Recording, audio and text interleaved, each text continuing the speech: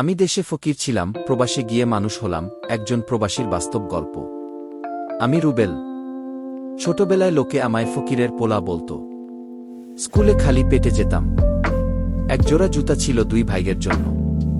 কিন্তু আমার মা আল্লাহর উপর বিশ্বাস হারায়নি। বলতেন, হালাল খা, নামাজ পড়, আল্লাহ দেখছেন। আমার বাবা খেতুমজুর, মা গৃহকর্মী। আমাদের বাড়িতে বিদ্যুৎ ছিল না, তবু সন্ধ্যায় কেরোসিন বাতিতে বসে পড়তাম।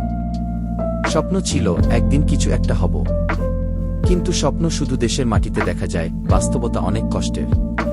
তাই 8 বছর বয়সে এক আত্মীয়ের সাহায্যে পাড়ি জমালাম সৌদি আরব।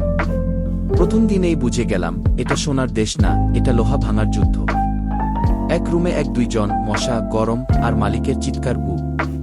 প্রথম 1 মাস শুধু কেঁদেছি, কিন্তু নামাজ আর মায়ের শেখানো দোয়া আমাকে শক্ত রাখত।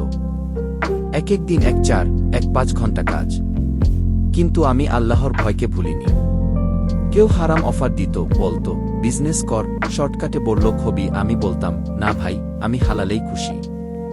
দিন গড়ালো, আমি একটু একটু করে সঞ্চয় করলাম। রাতে অনলাইন ক্লাস করতাম, ইউটিউবে ভিডিও দেখে ইংরেজি শিখতাম। আরেকটা স্বপ্ন তৈরি হলো, আমি শুধু টাকা না, নিজের মূল্যবোধ নিয়েও মানুষ হতে চাই। 3 বছরে আমি ছোট একটা অনলাইন বিজনেস শুরু করলাম, মালিক না হলেও নিজের পায়ে দাঁড়ালাম। মায়ের জন্য পাকা ঘর করলাম, ভাইকে দোকান দিলাম, আর মেয়েকে মাদ্রাসায় ভর্তি করালাম। আমি তখন বুঝলাম, আমি আর সেই ফকিরের পোলা না, আমি একজন মানুষ হয়েছি।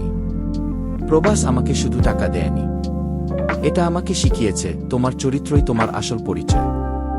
এখন আমি রেগুলার জাকাত দিই, গ্রামের এতিমদের খাবার দেই, আর ছেলেকে কোরআনের হাফেজ বানাচ্ছি।